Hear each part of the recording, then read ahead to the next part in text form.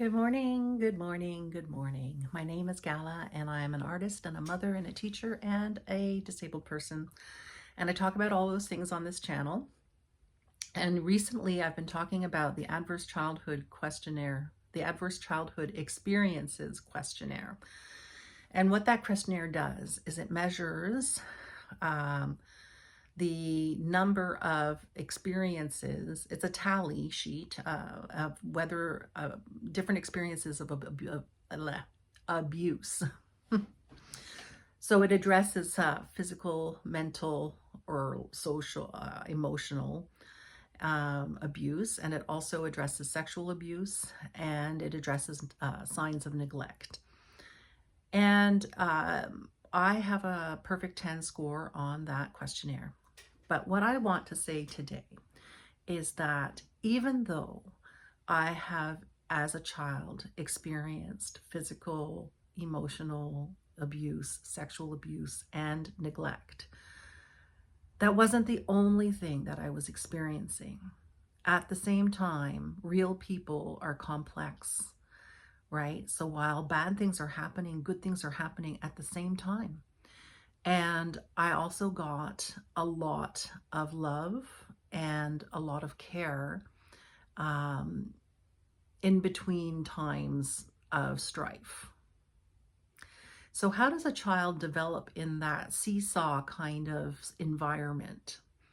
Well, I can talk about how I developed, because child development is something I became very interested in, and that's why I became a teacher, an early childhood educator, and then a teacher of special needs adults.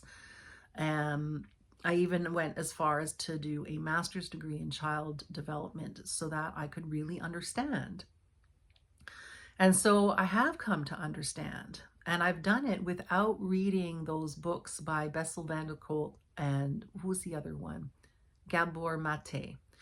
Those two very famous now trauma scientists. I haven't read their books. I haven't read their work.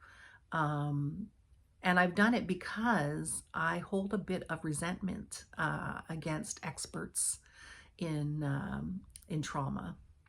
And, I'll get into that more at another time, but I don't think anyone should be profiting or making a living on trauma in any way. And so that's why I do these videos. I do these videos to share my experience for free because it's the right thing to do.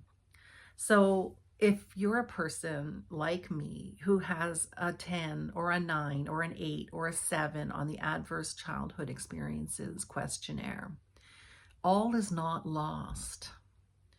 What's required is to have an honest acknowledgement of what happened and to do it with support.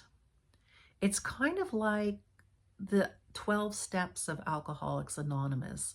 The first step to recovery is to acknowledge that there is a problem.